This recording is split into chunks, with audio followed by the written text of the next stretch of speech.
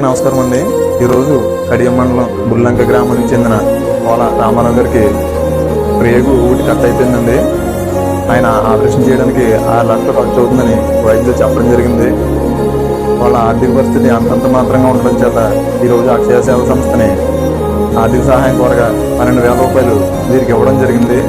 అలాగే ఇంకా దాతలు ముందుకు వచ్చి వీరికి ఆర్థికంగా సాయం చేస్తారని కోరుచు ఇట్లు మీ అక్షయ సేవ సంస్థ రావులపాలెం.